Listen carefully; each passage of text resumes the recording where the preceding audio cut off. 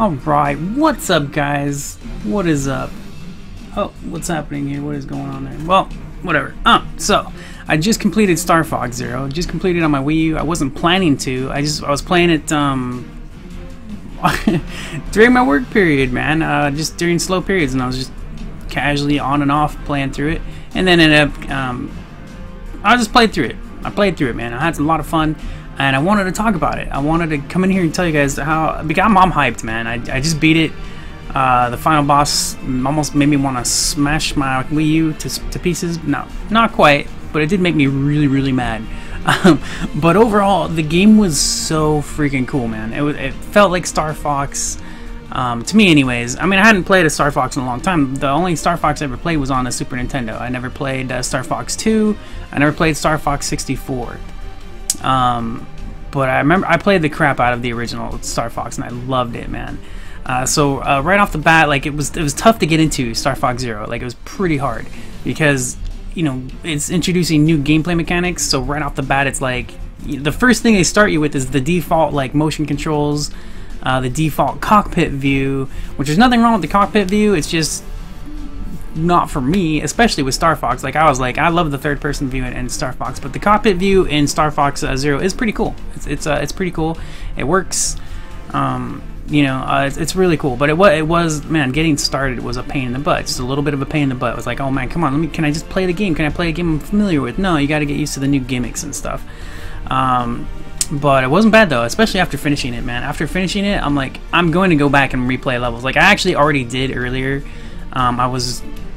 I just felt like replaying the first level because I knew I did badly on it, because when I first played the game, when I first started up, I didn't know how to play it. I sucked, man. I sucked really bad. So, you know, I was like about halfway through the game. You know, you can tell just by the level map. You know, you can see how many levels there are through the map itself, and you can kind of tell how far you are and stuff. So I was about halfway through before I went back and replayed my first level. So I did not stream these. I didn't get to stream the playthrough, which is actually probably a good thing, since I was still learning it. You know, even farther into the game, still kind of getting used to mechanics and stuff, because of the new things that they've added and the new controls and stuff. But overall, like, you can still play it like the original Star Fox, almost. There are times where it forces you into motion controls, which was probably the most frustrating part about it, is when they force you have to aim with the motion controls with your pad. Fortunately, it's not that often. It was during the final boss. That's why the final boss was the most frustrating thing out of the entire game, because I was pretty much forced into cockpit view as well as the motion control aiming. And on top of that, the motion controls themselves are great. Like, they're actually really easy, smooth, responsive, just really nice. Because, you know, I mean, like, it's noticeable because a lot of motion control games are just fail at, you know, motion controlling. But Star Fox Zero has really good responsive motion controls, very nice. And the best part about it is, like, if you're, you know, adjusting your controller as you're holding it and stuff, the big Wii pad, which is what I use. But if you're moving it around and you get adjusted wrong and you no longer can aim right with the motion controls, one single button press and you're back into it. Just, you know, bam, resets your motion control sensor thing.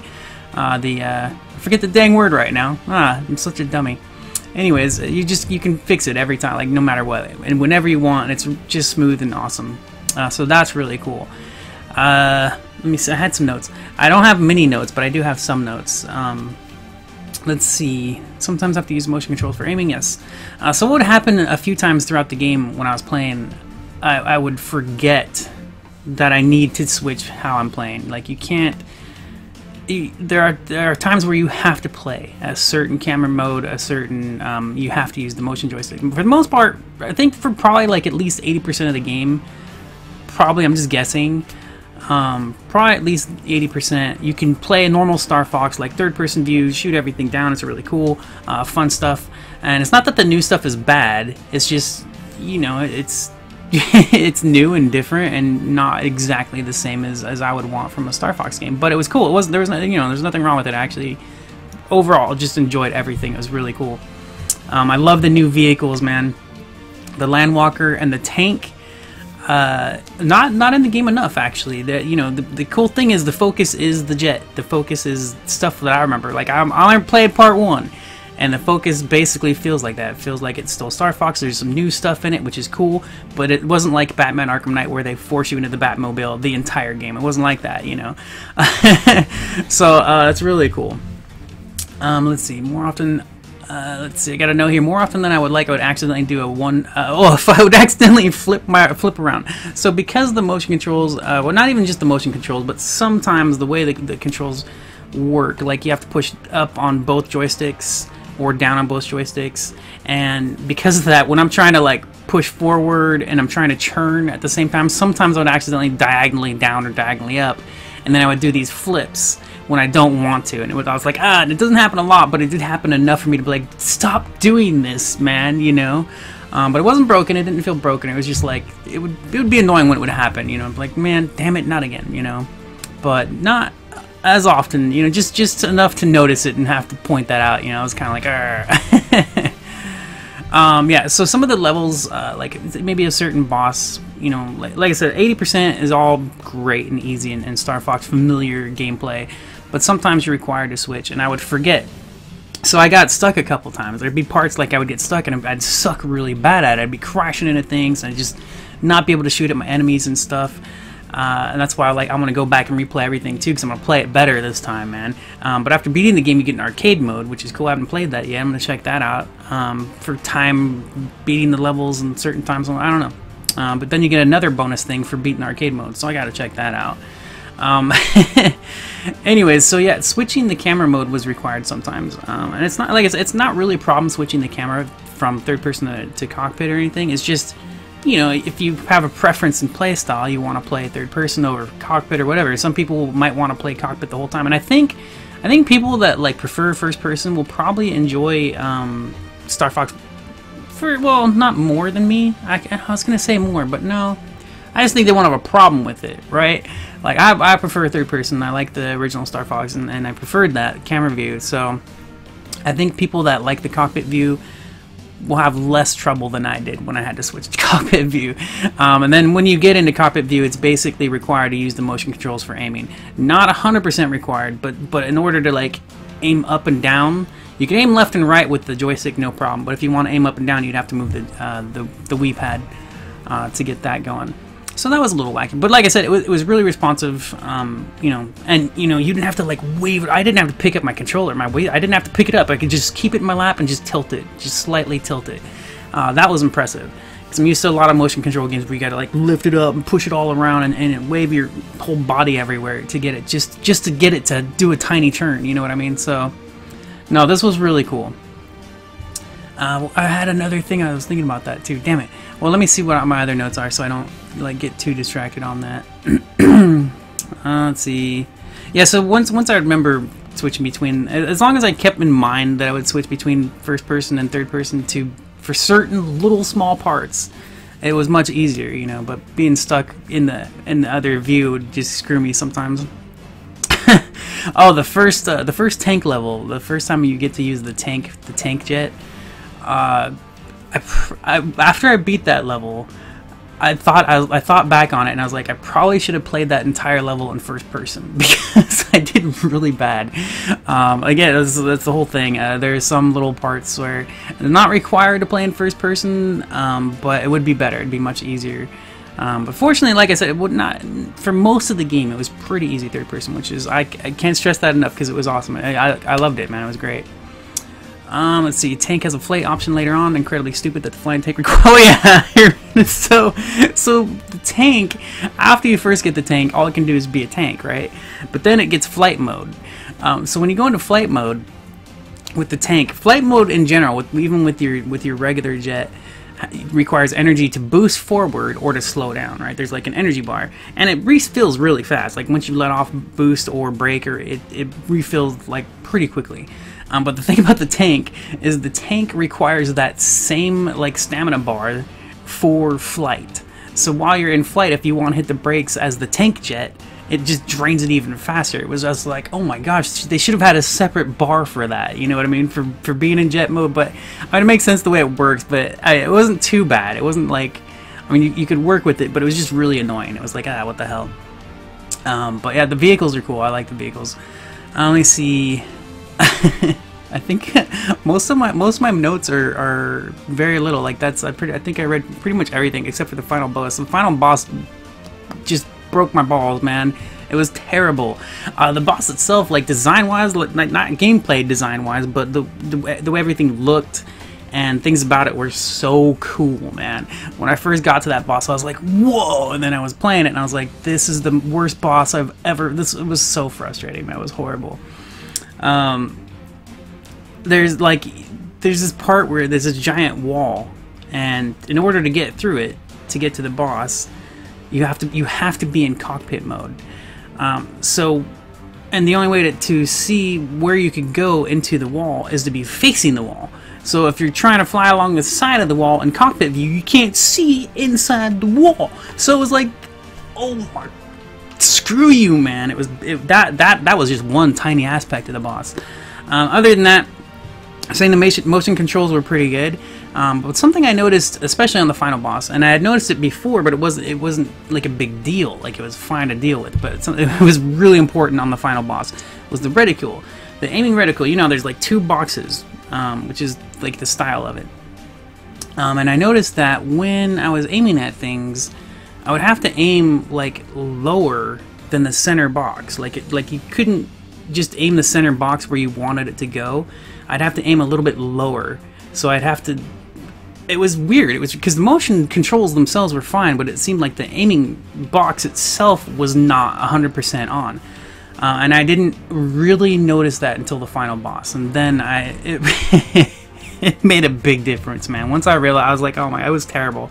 But once I realized that, once I noticed like, oh, I need to aim a little bit lower, it wasn't motion controls. It was just the way the box looks when you're aiming at something. It just didn't seem like it was 100% like accurate. You know, it was really weird.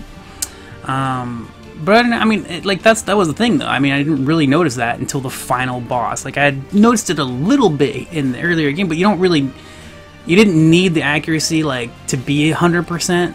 You know, throughout the regular gameplay, it's fine. But on that final boss, there were like key little things that was just like, oh my gosh.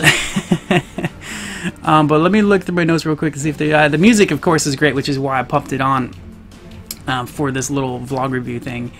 The music was great. The music was really cool throughout the whole game. It was awesome. And one thing that I thought it was really funny, it pissed me off, was no voice acting. And I think there might be like a tiny bit of voice acting in the very first intro. I'm not sure though. I don't remember. There might not be any. But there's no voice acting until the very end of the game, and the final boss himself has voice acting for whatever reason. There's so much dialogue in the game in between levels and stuff, and like when you start up levels, there's all this dialogue, Star Fox and your team talking and all that. No voice acting. And I'm just like, what the hell? And then you get to the end, and then this dude, the boss, starts talking, and I'm like, what? Are you kidding me? Like, I guess that's all they could afford? I don't really know. It was really funny. It was really weird. And then after you beat the boss in the credits, like, the Star Fox talks too. You know, there's a little tiny part, not a whole lot of talking or anything, but there's like, I'm just like, why the hell didn't they just do voice acting for the whole game? It's so weird. I mean, maybe they're trying to keep it like classic, you know, super original classic, then, you know, Star Fox, no actual voice acting. But if that was the case, why would they have it at the end of the freaking game?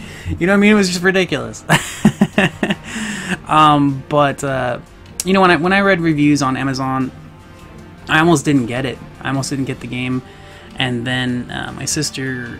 one of the reasons was just money, right? Like, I really wanted the game. I was like, I don't always not get a game based on reviews. But this was just off. It was combined with not having the money to just pump into it. But then my sister helped me out with some house bills. Like, I needed help because some things were going on. Anyways, my sister helped me out with some house bills. So it gave me a little bit of extra treat money, all right? So she didn't pay the bills so I could get a treat. It was just, it was the way things worked out. I don't want to explain my money situation, man. Anyways, so I was able to get a treat. So, but yeah, when I was reading the reviews, I was like, everybody was talking about how crappy the controls were. And I get it, because like I said, especially like when you first start, the first thing you should do if you want to play the game classic, when you first start, is just change the camera view right away. Dude, you can do it right away, and you can change the camera anytime you want. There's just to press the button, the minus button on the pad. You just press that anytime you want to switch cameras. It's really cool. You will have to remember, like I said, like I would forget when to change into first-person camera. You don't need it often, but it does help. It's good to. It's actually kind of a good thing about it that, you know, it changes up the gameplay. So you don't just. It's not necessary to change up the gameplay, but you know, it definitely helps. You want to remember that if you play it, keep that in mind. There will be times where you want to switch to first person, but the first thing you can do is definitely switch to third person if you prefer the old school Star Fox, and that'll help you right away. But yeah, I'd read a lot of reviews just completely trashing the controls, and I get it, but they're not as bad. I actually read another review too saying like this guy was like, these guys are going overboard about the controls, and it was so spot on. Because the controls can suck and they can be frustrating, but overall, it was just frustrating. That was it. It was something new and different that they, you know, of course, Nintendo has to do with their gimmicky stuff, you know, but it wasn't actually that bad, especially since, like we said, the motion controls are actually really responsive. I didn't have to drag my freaking controller all over the place to get it to work. So it was, you know, very, very nice, very cool. I'm telling you, there's so many motion control games where, especially with the Wii Pad is the worst for if you have to do motion controls, because that thing is heavy. It's a big controller. When you're holding it for a couple hours or stuff, you know, it's like, ow. Well, for old people, maybe not you young people. Maybe not you young people. Maybe you young people. I remember too, I used to never get pain in my wrists and my fingers and stuff. Now I just like, gosh, my old hands, my old wrinkly fingers. I'm such an old man. Anyways, guys, that was looks like that's all I had to say for Star Fox Zero for now. I might write up an actual full-on review, but I didn't take a whole lot of notes for it. I wasn't expecting to write a review for it or anything. I wasn't even expecting to beat it as quickly as I did. It is a short game, though. I had read somewhere that was like no, I didn't actually read it. I saw like a full playthrough on YouTube. It was a full playthrough, and it was 4 hours long. And I was like, wow. That was another reason I almost didn't buy it. I actually posted about it. I was like, this game's 4 hours long. I'm not gonna buy it. You know, because I mean, seriously. But I'm glad I did. I really am. I'm glad I got the extra treat money. And I don't mind having spent $60 on it, man. Well, 50 Amazon Prime, you know, discount thing. So $50, and I'm gonna go back and play more. And I do feel like it was worth it. And of course, I probably feel like that about any game. But mostly, price is just when you don't have the money. Like, it's not that a game isn't worth it, it's just that you don't want to spend that much money on it. You know what I mean? Like, it's hard to spend that big of a chunk on money on games, you know? It's like $60 for a game is a lot of money, especially when you want so many games. Like, you know, if I was just sticking to one game, it wouldn't be so hard. You know, it'd be like, oh, I want this game and I'll play that for 5 years. Here's $60, take it, let me play this game, you know? But that's just not the way most games work out, especially a 4 hour long game. But this is really cool, and like, I'm gonna replay it, man. There's an arcade mode. I'm really curious what mode comes after that, because there is something locked. Like, when you first start the game, you get to pick your levels, you know, the menu system, and it has like this question mark box there, and then when you click on it, it says, you know, beat the main game for it. So I beat the main game, unlocked arcade mode, and then another box appeared, and it was like, beat arcade mode for this. And I was like, you know, what is this? Anyways, guys, thanks so much for watching and hanging out with me. Let me know what you think. Have you played the game? What do you think of it? You know, share it. Let me know. Comment. Let other people know too. This is. I loved it. I love Star Fox, man. I loved it. The final boss was. Oh gosh. He was so cool looking, and some. Would have been great mechanics if not for the forced cockpit view and the forced basically the motion controls are included with the cockpit view. I'm pretty sure, no matter what.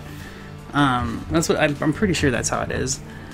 There are like motion controls options, like you can turn off motion controls, but it's not 100%. I think, because I remember turning off motion controls, but you still have to use them at certain little things. Anyways. Oh gosh, no, even after, you know, I had I spent like half an hour on that boss, probably, maybe a little bit longer, I don't know, but probably at least a half an hour on that guy. I died like 3 or 4 times. It's a long fight, maybe like a 5 to 10 minute fight, right? Dragged out depending on how quickly you can pull off the little things that it's going on, you know, but, man, cool game, super cool game, dude. Loved it, really loved it. Alright, cool. Alright, I've repeated myself enough, so thanks so much for watching, guys, and I'll talk to you later. Bye.